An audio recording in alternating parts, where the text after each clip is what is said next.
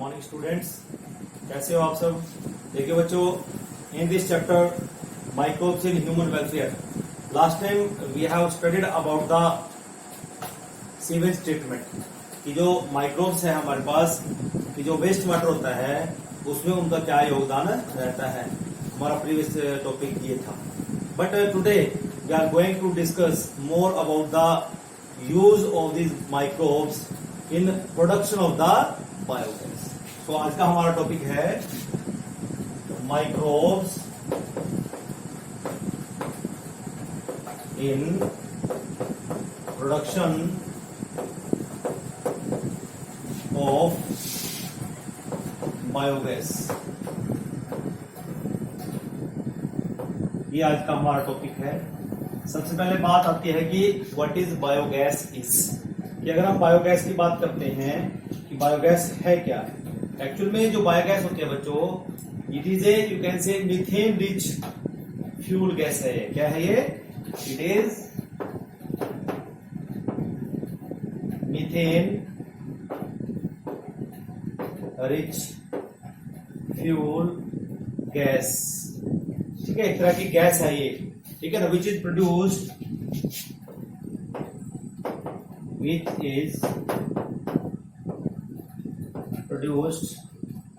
by anaerobic breakdown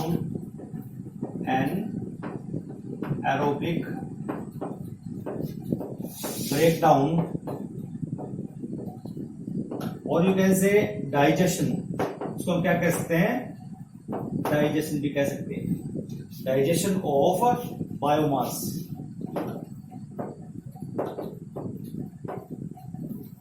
biomass क्या है? कि जो ऑर्गेनिक मैटर है, ठीक है ना, उसको हमने यहां पर बायोमास लिया है। जैसे मेनली हम बायोगैस की बात करते हैं, जो हम प्रोडक्शन करते हैं वो हम करते हैं डंग से, ठीक है ना, which is secreted by the kettles. जो कैटल्स हैं उस डंग को, जिसको नॉर्मली कॉमनली गोबर के नाम से हम जानते हैं। तो यहाँ पर जो बायोमास है, ठीक है ना, इसका क्या हो रहा है? एंड्रोबिकली ब्रेकडाउन हो रहा है और यू कैन से डाइजेशन हो रहा है by you can say with the help of methanogenic bacteria. एक नई टर्म आ गया आपके लिए, मिथेनोजेनिक बैक्टीरिया। एक्चुअली बच्चे दीज क्या है? दीज आर प्रोकैरियोट्स, और ये जो बैक्टीरिया हैं they comes under the category of the archaebacteria. As you know, archaebacteria क्या है? हमने +1 में पढ़ा था कि जो बैक्टीरिया है ये एक तरह की ऐसी कैटेगरी है इन बैक्टीरिया की जो ऐसे एनवायरनमेंट को इनहेबिट कर सकते हैं, इन्वेड कर सकते हैं जिसमें कोई भी सर्वाइवल नहीं कर सकता। जैसे एक एसिडिक मीडियम में सर्वाइव कर जाना इन बैक्टीरिया का, हाई टेम्परेचर पे सर्वाइव कर जाना इन बैक्टीरिया का। तो ये ऐसा बैक्टीरिया है। क्यों? क्योंकि हम देखते हैं कि ये एनिमल्स का जो गट होता है, ठीक है ना, वहां पर भी ये अवेलेबल है, जहां का टेम्परेचर बहुत ज्यादा अवेलेबल रहता है।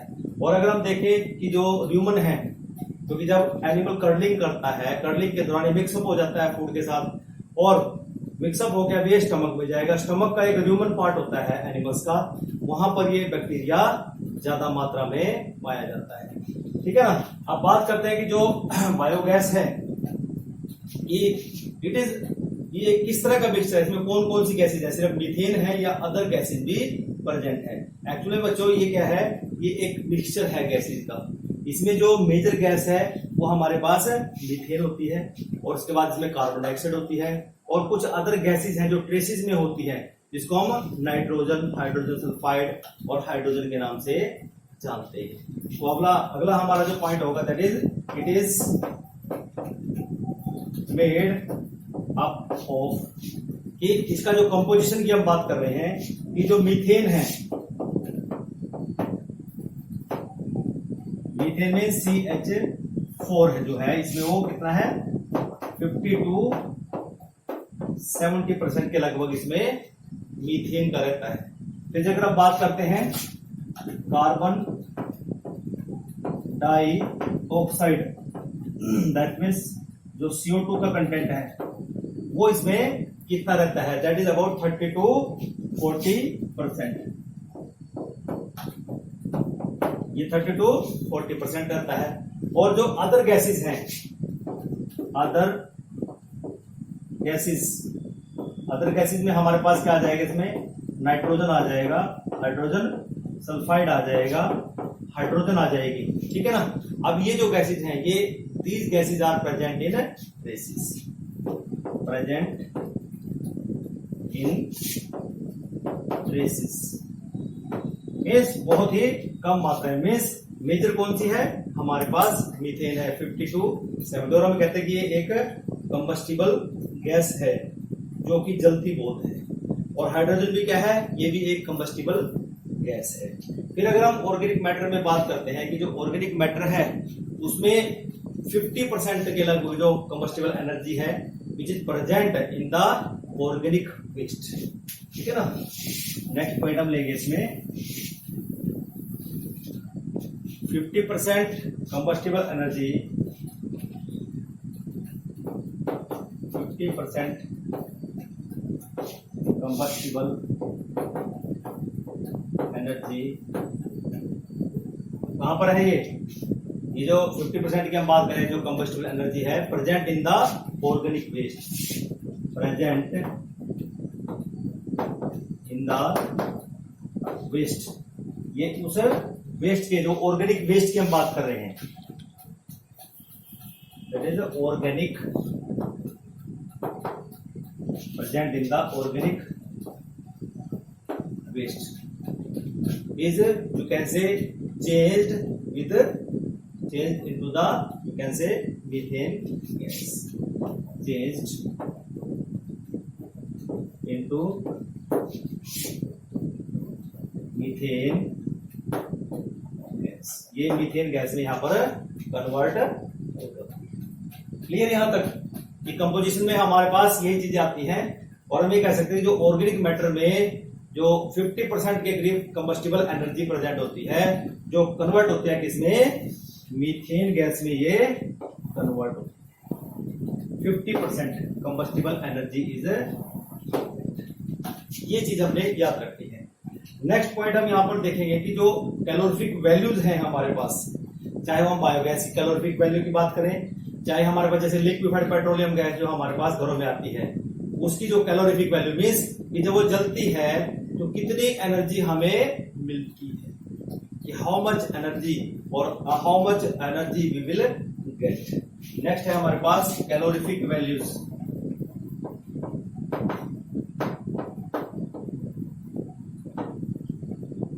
कैलोरीफिक वैल्यूज हमारे पास कितनी होंगी।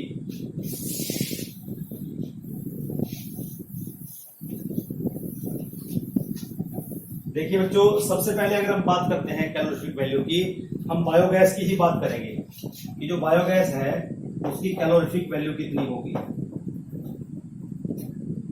बायोगैस को अगर देखा जाए इसकी जो कैलोरीफिक वैल्यू है it is 23 to 28 mega joule per cubic, 23 to 28 mega joule per cubic metre, इतनी होती है।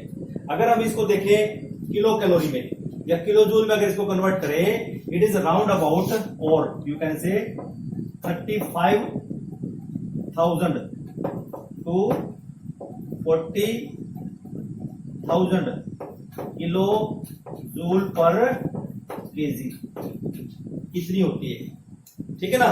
अगर मैं बात करता हूं फिर दूसरी गैस है हमारे पास एलपीजी की, कि जो एलपीजी है इसकी जो कैलोरीफिक वैल्यू है वो कितनी रहती है, इट इज 46 to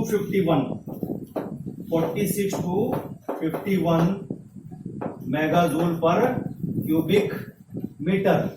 और जब हम बात करते हैं यहां पर कि जो किलो जूल पर केजी में कितना होगा, इट इज राउंड अबाउट 55,000 पर किलो जूल पर केजी, इसके लगभग हमारे पास ये रहती है।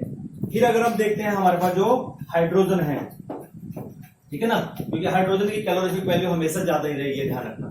It is highly combustible gas, ठीक है ना। अगर हम बात करते हैं कि जो मेगाजूल है उसमें कितने होते हैं 42 to 55, 42 to 55 mega joule per cubic metre, ठीक है ना। और अगर हम बात करते हैं किलो जूल की, तो जो किलो जूल के लगभग रहता है, sorry it is 122, it is यहां पर ये मैक्सिमम होता है, ठीक है ना। इट इज 122 142 मेगा जूल, इतना होता है, ठीक है ना। एंड अगर हम इसको उसमें लेते हैं जो किलो जूल पर केजी में अगर लेते हैं, then it is 1,50,000 kilo joule per KG के लगभग ये रहता है, ठीक है ना बच्चों।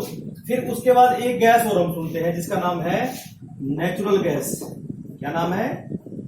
नेचुरल गैस, ठीक है ना बच्चों। आज ये भी पता लग जाएगा बायोगैस किसको कह रहे हैं। LPG means liquefied petroleum gas, हम जो घरों में जलाते हैं, और जो हाइड्रोजन है, ठीक है ना। और एक होती है natural gas. Actually natural gas क्या है, इसमें क्या होता है कि जो डिफरेंट गैसेस हैं हमारे पास, जैसे हमारे पास मीथेन गैस है, सपोज इसमें क्या आएगी, मीथेन गैस है। मीथेन का मतलब CH4 है, ठीक है ना। ये डिफरेंट प्रोपोर्शन में होती है। दूसरा हमारे पास C2H6 होता है, जिसको हम क्या कहते हैं, मीथेन। फिर उसको हम करेंगे इथेन। फिर उसके बाद हमारे पास C3H8 हो जाएगा, जिसको हम क्या बोलते हैं, प्रोपेन। फिर हमारे पास C4H10 होता है, जिसको हम क्या कहते हैं, ब्यूटेन। और फिर इसके बाद C5H12 होता है, जिसको हम क्या कहते हैं, पेंटेन। तो इसका ये इनमें वेरिएबल रहता है, डिफरेंट गैसेस की वेरिएबिलिटी रहती है, उसको हम क्या कहते हैं, नेचुरल गैस कहते हैं। तो ये जो नेचुरल गैस है, ये इन गैसेस का इसमें जो वेरिएबिलिटी है के कारण इसको हम जब निकालते हैं तो ये वेरिएबिलिटी में प्रेजेंट होती है डिफरेंट कॉम्बिनेशन में। कि जैसे मीथेन के साथ यहाँ पर प्रोपेन हम ले लें तो ये वेरिएबिलिटी यहाँ पर रहती है। कि जो नेचुरल गैस है, अगर हम इसकी कैलोरीफिक वैल्यू की बात करते हैं तो ये 42 to 55 mega joule per cubic square metre के करीब रहती है, ठीक है बच्चों। और अगर हम बात करते हैं इसकी किलो जूल में इसको कन्वर्ट करें, it is round about 12,500 kilo joule per KG के लगभग रहती है। इसका मतलब आप यहाँ पे देख सकते हैं कि जो नेचुरल गैस है, इसका मतलब ये नीचे से जो गैस नेचुरली निकलती है, ठीक है। देखो सबसे मैं कहता हूं कि इसकी जो एलपीजी है उससे इसका मतलब जो एलपीजी है it is well refined gas, इसको हमने रिफाइंड कर लिया है। Then that means we have increase the, you can say, calorific value of LPG. Clear. तो अगर हम नेक्स्ट बात करते हैं यहाँ पे कि ये जो हमारे पास बायोगैस बनती है, ठीक है ना, ये कुछ बैक्टीरियाज हैं which are responsible for the formation of this biogas. अब जो बैक्टीरिया रेस्पॉन्सिबल हैं for the formation of this gas, वो एक तरह के एनारोबिक बैक्टीरिया हैं जो किसके ऊपर सर्वाइव कर रहे हैं, सेलुलोजिक मटेरियल के ऊपर सर्वाइव करते हैं, जिनको हम कलेक्टिवली क्या कहेंगे यहाँ पे, मिथेनोजेंस कहते हैं। क्या कहते हैं बच्चों उसको, मिथेनोजेंस। और उनमें से एक का अगर हम नाम लें दैट इज मिथेनो बैक्टीरियम, उसको हम कहते हैं। तो नेक्स्ट पॉइंट हमारे पास हो जाएगा द, यू कैन से, bacteria which grow, the bacteria which grow anaerobically, grow anaerobically, ठीक है ना। ये क्या करते हैं, एनारोबिकली ग्रो करते हैं, इसके ऊपर cellulosic, on cellulosic material,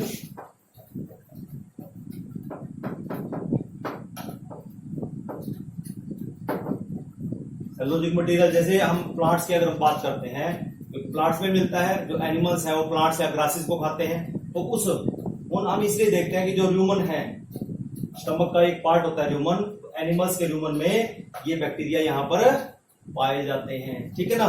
collectively हम इनको कहते हैं मटेरियल कोलेक्टिवली कॉल्ड,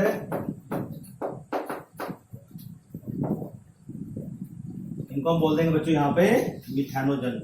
क्या बोल देंगे, मिथेनोजेंस। इनको हम मिथेनोजन के नाम से जानते हैं। और एक मिथानोजन का नाम यहां पर हम दे सकते हैं सच एस, क्या नाम बताया था मैंने आपको, मिथानोबैक्टीरियम। क्या नाम दिया था बच्चों, मिथानोबैक्टीरियम। ये हमारे पास एक बैक्टीरिया जो मिथानोजन की कैटेगरी में आता है, विच डिपेंड्स और यू कैन से विच डिग्रेड दिस सेलुलोजिक मटेरियल। इस सेलुलोजिक मटेरियल को क्या करता है, डिग्रेड करता है। ठीक है ना। फिर हम ये भी देख सकते हैं कि ये जो बैक्टीरिया है they are commonly found in the you can say anaerobic sludges, कि this bacteria commonly found in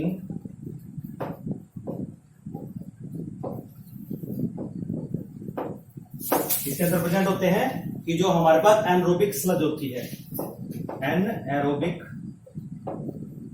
sludge. समझ गया आप, ये जो वेस्ट वाटर ट्रीटमेंट में एनरोबिकली हमने स्लज बड़ी है उसके अंदर ये प्रेजेंट होते हैं ड्यूरिंग सीवेज ट्रीटमेंट,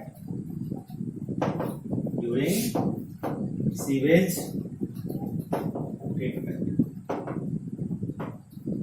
आई बात समझ में। एंड हम ये भी देखते हैं कि these are also present in the rumen, और यू कैन से र्यूमन ऑफ द कैटल। और र्यूमन क्या है, ये एक स्टमक का पार्ट है। It is also present. It का मतलब कि हम बात करें कि these बैक्टीरिया, ठीक है ना, इन बैक्टीरिया की हम बात कर रहे हैं, ये जो बैक्टीरिया है, ठीक है ना, these bacteria also present in rumen. अब र्यूमन क्या है, ये part of stomach in cattle, ये पार्ट ऑफ स्टमक इन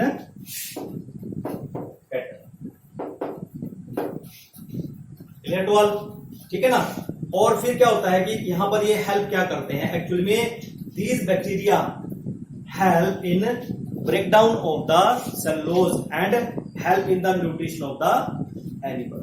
ठीक है ना। तो ये क्या काम कर रहे हैं यहाँ पे, ये सेलुलोज को तोड़ने में हेल्प करते हैं, that means help in the nutrition of the cattle.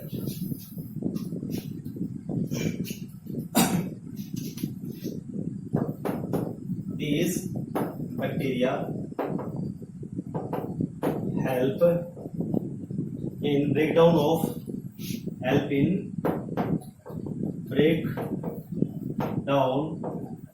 of cellulose। इस सेलुलोज को तोड़ने में काम आते हैं, and help in nutrition of cattle. Cattle की न्यूट्रिशन में क्या करते हैं, ये हेल्प करते हैं। ठीक है बच्चों। फिर हम ये भी देखते हैं कि जब हम डंग की बात करते हैं या हम गोबर की बात करते हैं, that material also rich in you can say these bacteria. Dung और you can say commonly called gobar is rich in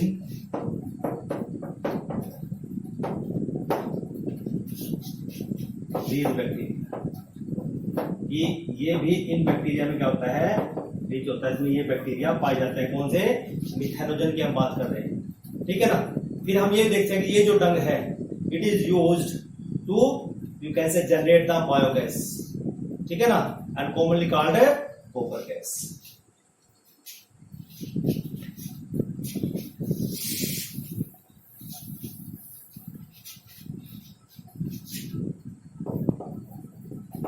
Dung is used to generate,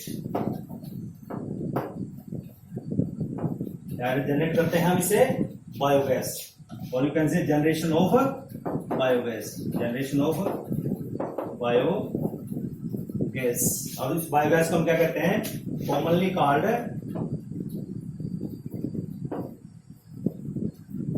गोबर गैस, इसको हम क्या कहते हैं।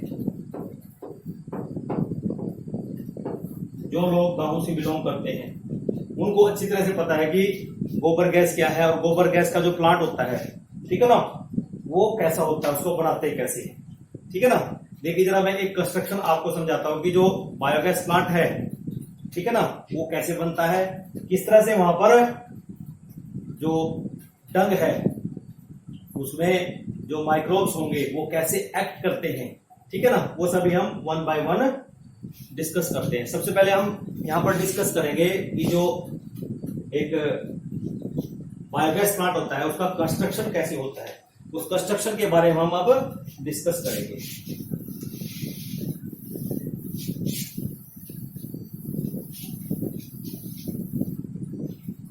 बायोगैस प्लांट,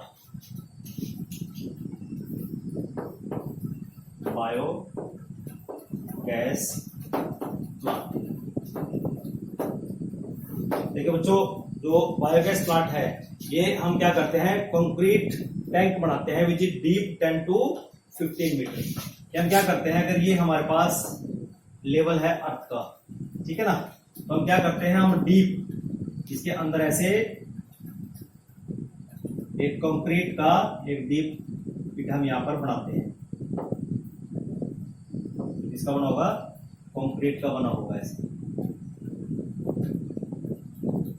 मतलब ये होगा कि इसकी जो डीप है ये इतना, ये दोनों मिला कितना बन जाएगा, 10 to 15 फीट डीप हो जाएगा, ठीक है ना। और फिर अगर हम देखें इसमें से यहां से एक आउटलेट भी निकलेगी बाहर की तरफ, जो बाहर जाएगी यहां से, इसमें पाइप लगा कैसे बाहर जाएगी, जो आउटलेट का काम करेगी। और ऐसे एक पिट बना देंगे हम धरती में थोड़ी सी, ये हम ऐसे कंस्ट्रक्ट कर देंगे यहाँ पर, पिट इसमें खुल जाएगी, ठीक है। और फिर हमें देखते हैं कि एक इनलेट होगी, जिससे क्या होगा कि इसके अंदर हमें ये ऐड करना पड़ेगा, इस तरह से बनी होगी ये,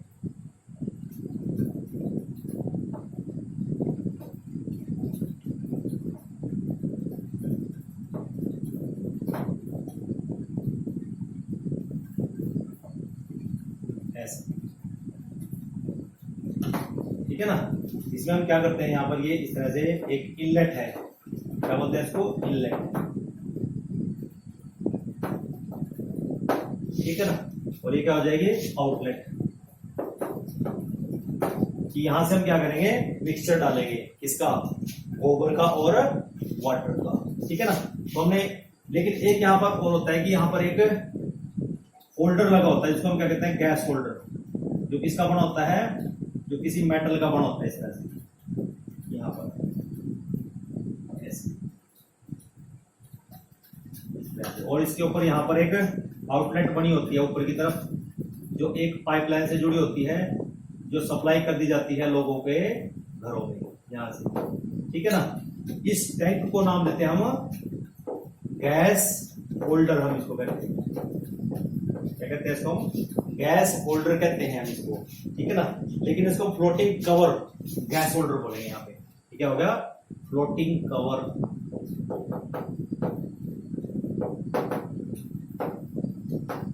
इसको फ्लोटिंग कवर बोल सकते हैं या गैस होल्डर आप इसको बोल सकते हैं।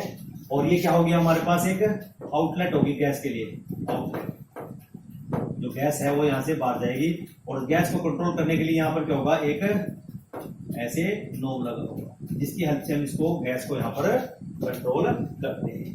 तो सबसे पहले करते क्या है कि हम क्या करेंगे, यहां पर इसमें मटेरियल डालेंगे। इस मटेरियल के अंदर क्या प्रेजेंट होगा, इसके अंदर हमारे पास क्या होगा, डंग प्लस वाटर। क्या डाल दिया हमने इसमें, डंग प्लस वाटर को हमने मिक्स कर दिया है यहाँ पे, और ये इसके अंदर डाल दिया है, ठीक है ना। और इसको अब हम बोल देंगे, क्या बोल देंगे, स्लरी। इसको इसको हम क्या बोल देंगे, स्लरी। अब ये स्लरी क्या हो गई, यहां से ये जाके इस टैंक में ऐसे आ जाएगा, ये टैंक ऐसे यहां पर ये फुल हो जाएगा। देखो ये यहाँ पर स्लाइड कर सकती है, ये नीचे भी आ सकती है स्लाइड यहाँ पे करके, इससे नीचे भी जा सकती है और ये ऊपर भी जा सकती है, ठीक है ना। इट डिपेंड्स कि गैस का कंटेंट कितना है, कि कितनी गैस यहाँ पर प्रेजेंट होगी। अब यहाँ पर क्या होगा कि जो सबसे पहले यहाँ पर जो बैक्टीरिया यहाँ पर प्रेजेंट हो गए, क्या करेंगे, इस टंग का ब्रेक डाउन करेंगे, क्या करेंगे, एनारोबिकली ब्रेक डाउन होगा, ठीक है ना। और यहां से एक गैस रिलीज होगी जिसको हम कहते हैं बायोगैस, यहां से रिलीज होगी बच्चों। और जब बायोगैस इनमें से रिलीज होगी तो क्या होगा, ये जो गैस होल्डर है ये ऊपर की तरफ उठेगा, ऊपर की तरफ उठता जाएगा, मीन्स ये यहां तक पहुंच सकता है, ठीक है ना। इसका जो अप जाना, it is because of the activity of the जो माइक्रोब्स हैं उनकी एक्टिविटी के ऊपर ये निर्भर करता है, ठीक है ना। अब जो यहां से जैसे ही ये सारा कंज्यूम हो जाता है, इसमें जो फर्मेंटेशन की प्रोसेस है और यहाँ पर जो डिग्रेडेशन की प्रोसेस है वो कंप्लीट हो जाती है, उसके बाद जो स्लरी बच जाती है, ठीक है ना, वो यहाँ पर आ जाती है, जिसको हम बोलते हैं spent slurry.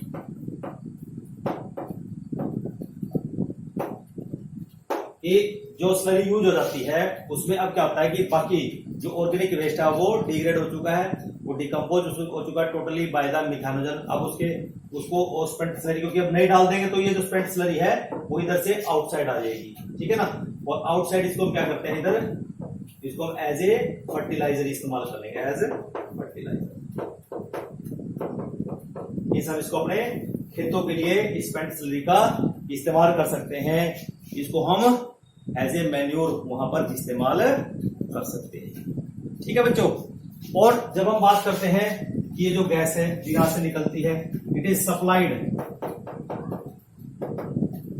To nearby houses. ये जो नियर बाय हाउसेस होते हैं वहां पर इनको सप्लाई कर दिया जाता है। तो इसका मतलब क्या होगा कि जब घरों में सप्लाई हो जाएगा तो घरों में इसके क्या क्या यूज हो जाएंगे। पहला यूज होएगा, हम इसका कुकिंग में इस्तेमाल कर सकते हैं। दूसरा यूज होएगा, हम इसको लाइटिंग में इस्तेमाल कर सकते हैं, ठीक है बच्चों। तो इस तरह से हम यहां पर देख सकते हैं कि जो बायोगैस प्लांट है वो इस तरह से वर्क करता है, उसका कंस्ट्रक्शन कुछ इस तरह से होगा। तो इस तरह से बच्चों आप लोगों ने इस कंस्ट्रक्शन को और इसकी जो एक्टिविटी है उसको ध्यान में रखना है। अब हमारे पास ये बात आती है कि ये जो टेक्नोलॉजी है इसका इस्तेमाल कैसे किया, कैसे इसको डेवलप किया गया। The technology of the biogas, the technology of biogas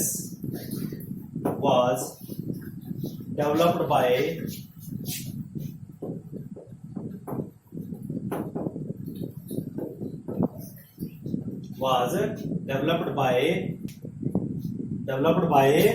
that is जो इंडियन हमारे पास एग्रीकल्चर रिसर्च इंस्टीट्यूट है उसने, प्लस हमारे पास जो khadi and village industries commission है उन्होंने मिलकर इसको डेवलप किया। The technology of biogas was developed by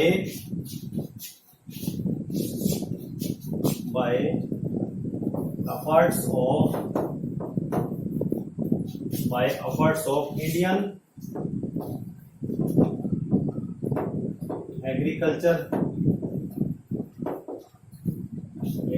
Agriculture Institute, Research Institute,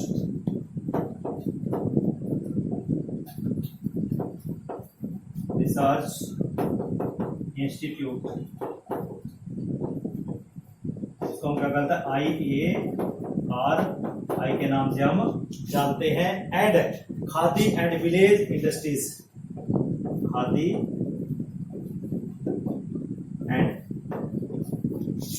and village industries commission.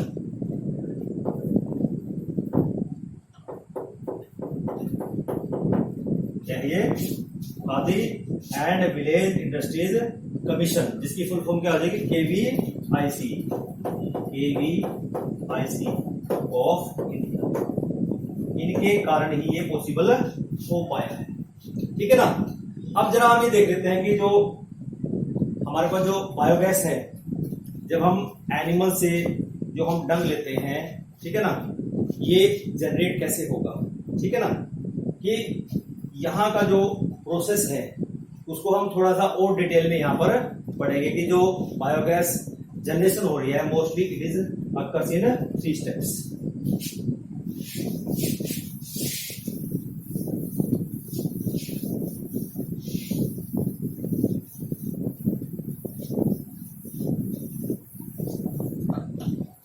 देखिए बच्चों, इसमें जो बायोगैस है, बायोगैस जनरेशन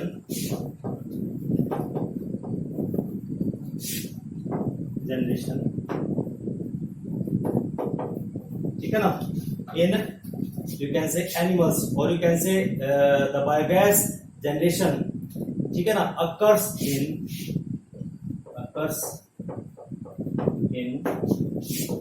3 स्टेजेस।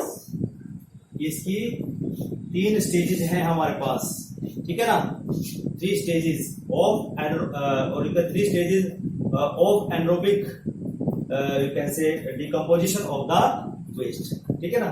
3 स्टेजेस में होता है, 3 स्टेजेस हमारे पास हैं, ठीक है ना।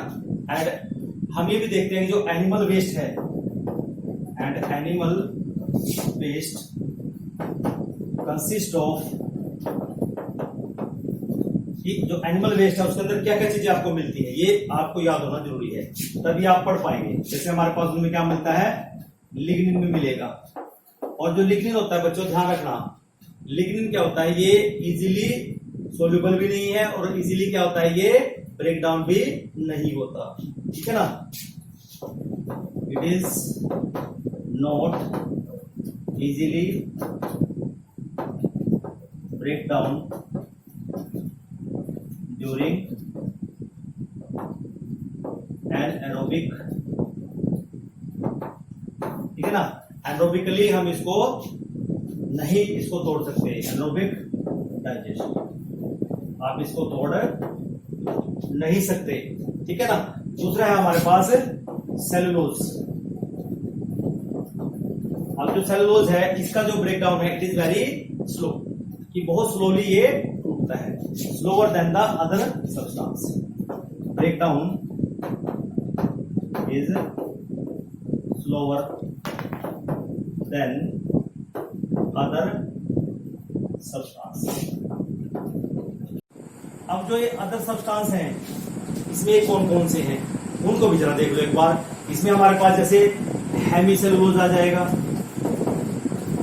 क्या आ जाएगा, हेमी सेलुलोज आ जाएगा। इसमें प्रोटीन्स आ जाएंगे, फैट्स आ जाएंगे, लिपिड्स आ जाएंगे, फैट्स आ जाएंगे, प्रोटीन्स आ जाएंगे, ठीक है ना।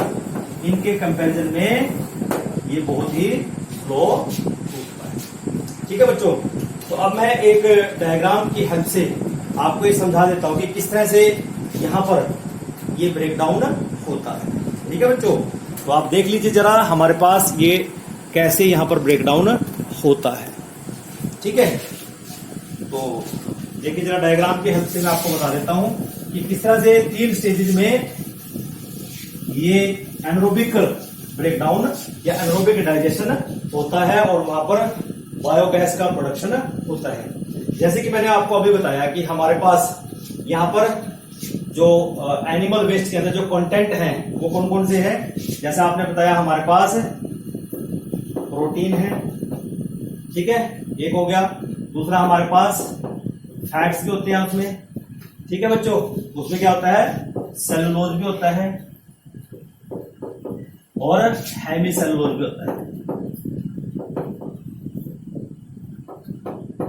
हम ये देखना है कि अभी ये सारे के सारे टूट के क्या बनाएंगे, ये तो कॉम्प्लेक्स सब्सटेंस है, क्या है ये, कॉम्प्लेक्स। ये सारे के सारे क्या है, दीज आर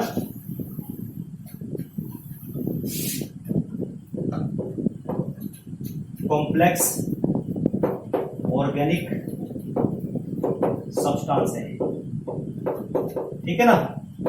अब यहां पर इनके ऊपर कुछ बैक्टीरियाज हैं जो इनके ऊपर एक्ट करेंगे, ठीक है ना। तो यहां पर जो बैक्टीरिया होंगे उनको क्या कहते हैं, डीकंपोजर। और वो डीकंपोजर क्या करते हैं, प्रोटीन के ऊपर भी एक्ट करेंगे, वो फैट्स के ऊपर भी एक्ट करेंगे, वो सेलुलोज के ऊपर भी एक्ट करेंगे, ठीक है बच्चों। और वो हेमी सेलुलोज के ऊपर भी एक्ट करेंगे। तो हम उनको यहां पर नाम देते हैं डीकंपोजर। क्या बोलते हैं इसको हम, डीकंपोजर।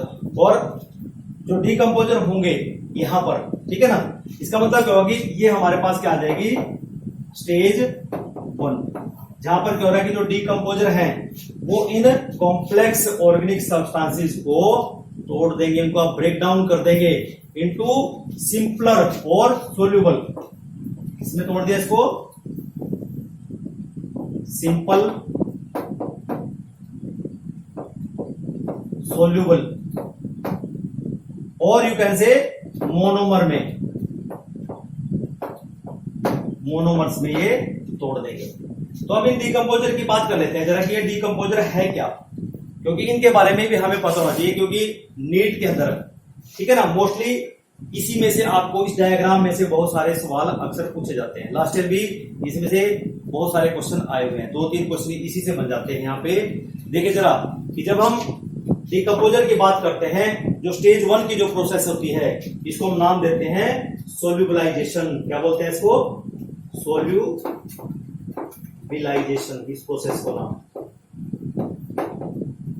ठीक है ना। अभी सोल्यूबलाइजेशन में क्या हो रहा है कि यहां पर जो माइक्रोब्स होते हैं, माइक्रोब्स कौन कौन से हैं यहां पर डीकंपोजर, एक तो हमारे पास क्लोस्ट्रीडियम है, क्लोस्ट्रीडियम ये बैक्टीरिया है, ठीक है ना, एक माइक्रोब्स है। दूसरा है हमारे पास यहां सूडोमोनास, ठीक है ना, क्या है, सूडोमोनास है हमारे पास, ठीक है ना। और एक और बता दो, इन डीकंपोजर की एक और क्वालिटी है, ये क्या है, दीज आर फैकल्टेटिव। कैसे है ये, फैकल्टेटिव डीकंपोजर है या फैकल्टेटिव माइक्रोब्स है ये, इनको मैं बोलता हूं फैकल्टेटिव। याद करो फैकल्टेटिव किसको कहते हैं, फैकल्टेटिव का मतलब होता है कि ये कुछ ऐसे माइक्रोब्स हैं कि एक टाइम में ये एरोबिक है और दूसरे टाइम में क्या हो जाएंगे, ये एनारोबिक हो जाते हैं, ठीक है ना। तो यहां पर ये क्या कर रहे हैं, ये इनका ब्रेक डाउन कर रहे हैं, ठीक है ना, एनारोबिकली, ठीक है ना, means break down the complex substances into simple and soluble, जिसको हम क्या नाम देंगे यहां पर, मोनोमर्स कह देंगे। इसका मतलब क्या हुआ कि ये प्रोटीन को डाइजेस्ट करने वाले एंजाइम सीक्रेट करते हैं, ठीक है ना। इसका मतलब क्या हुआ कि यहां पर अगर प्रोटीन को डाइजेस्ट करना है तो एंजाइम कौन सा होगा, प्रोटीज। ये क्या सीक्रेट करेंगे यहां पे, प्रोटीज। इसकी प्रेजेंस में ये जो प्रोटीन्स है वो सिंपल और सोल्यूबल कंपाउंड में टूट जाता है। फिर अगर मैं बात करता हूं फैट्स की, तो इसका मतलब यहां पर लाइपेज ये माइक्रोब्स रिलीज करते हैं, ठीक है ना। अगर मैं बात करता हूं सेलुलोज और हेमी सेलुलोज, तो यहां पर एक्ट करता है इसके ऊपर सेलुलेज, ठीक है ना।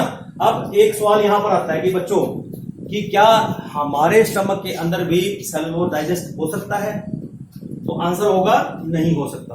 क्यों, क्योंकि हमारे स्टमक के अंदर ये जो एंजाइम है सेलुलेज, ये जो सेलुलेज एंजाइम है it is not available. Lipase मिल जाएगा, प्रोटीज मिल जाएंगे, लेकिन हमारे पास ये नहीं है।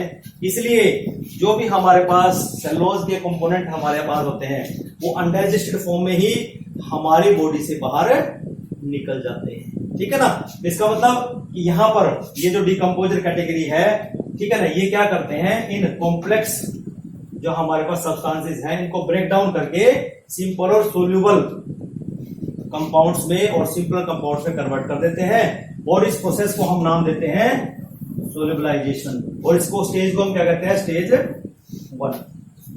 क्लियर। अब आता है इसके बाद कि अब ये जो सिंपल और सोल्यूबल सब्सटेंसेस हैं इनका क्या होगा, इनका फर्मेंटेशन होता है। इसको बोलते हैं फर्मेंटेटिव बैक्टीरिया, इसको एक्ट करते हैं फर्मेंटेटिव बैक्टीरिया इसके ऊपर एक्ट करते हैं। जब फर्मेंटेशन होता है, याद करो जरा, आपको फर्मेंटेशन में आपको बताया गया है कि ये anaerobically you can say break down होता है इन सिंपल और सोल्यूबल सब्सटेंसेस का, और यहां पर ये क्या सीक्रेट करते हैं, एसिड सीक्रेट करते हैं। क्या सीक्रेट करते हैं, एसिड। और इस एसिड को हम क्या नाम देते हैं, यहां पे सिंपल फॉर्म में इसको कहते हैं ऑर्गेनिक एसिड। इसमें कन्वर्ट हो जाएगा ये ऑर्गेनिक एसिड में।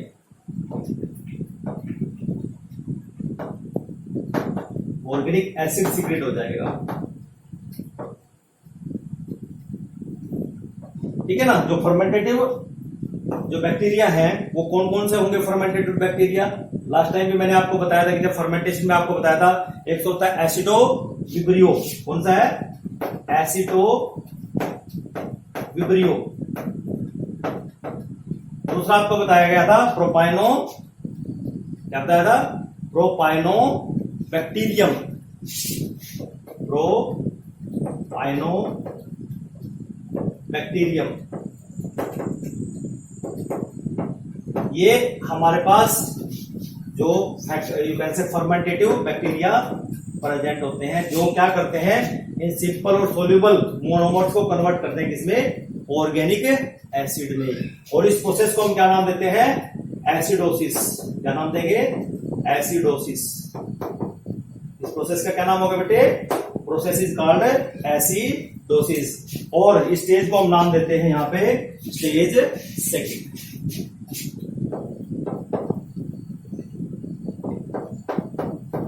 ठीक है ना। अब लास्ट स्टेज पे आ गए हैं, that is last stage is third. इसका मतलब क्या होगा कि यहां पर जो मिथेनोजन की बात कर रहे हैं, जो हम मिथेनोबैक्टीरियम की बात कर रहे हैं, वो यहां पर एक्ट करता है इस ऑर्गेनिक एसिड पे, और ऑर्गेनिक एसिड पे कन्वर्ट एक्ट करके यहां पर क्या बनाता है, मीथेन गैस। और जो हम बायोगैस की बात कर रहे हैं, बायो गैस इज फॉर्म, जिसके अंदर क्या है, मीथेन है, जिसके अंदर क्या है, हाइड्रोजन सल्फाइड है, जिसके अंदर क्या है, हाइड्रोजन गैस है, जिसके अंदर क्या है, CO2 है। ये हमारे पास कंपोजिशन है, वो बायोगैस यहां पर रिलीज हो जाती है। ठीक है बच्चों। और इस प्रोसेस को हम यहां पर नाम देते हैं मिथेनोजेनेसिस। क्या बोलेंगे इसको, मिथेनोजेनेसिस। क्या नाम है प्रोसेस का, मिथेनोजेनेसिस। और जो बैक्टीरिया यहां पर इस प्रोसेस को करता है, इसको क्या बोलेंगे, मिथेनोजन। आगे बात समझ में, मिथेनोजन या मिथेनोजेनिक बैक्टीरिया हम इनको कहते हैं। और यहां पर ये जो स्टेज आती है, इसको हम बोल देते हैं यहां पर स्टेज थर्ड। तो इस तरह से बच्चों आप लोगों ने देखा कि जो हम एनारोबिक डाइजेशन की बात करते हैं, ये जो हम मीथेन का जो डिकम्पोजिशन की बात करते हैं, कि जो मिथेनोजेंस हैं वो कैसे ऑर्गेनिक वेस्ट के ऊपर एक्ट करते हैं और कैसे बायोगैस का फॉर्मेशन होता है। तो इस डायग्राम की हेल्प से आप देख सकते हैं कि कैसे यहां पर बायोगैस का फॉर्मेशन हुआ है। ठीक है बच्चों, तो इसको ध्यान से पढ़े, एक बार जो एनसीईआरटी है उसके बिल्कुल गो थ्रू हो जाए। ठीक है बच्चों, लाइन टू लाइन अच्छे से रीड करें, और जो डाटा जहां पर भी दिया जाता है, या जो भी बैक्टीरिया का है, जो माइक्रोब्स का नाम दिया जाता है, उसको अच्छी तरह से लर्न करें। तो टिल देन मेरे अगले टॉपिक का इंतजार करें, अगले लेक्चर का इंतजार करें। Till then thank you, have a nice day.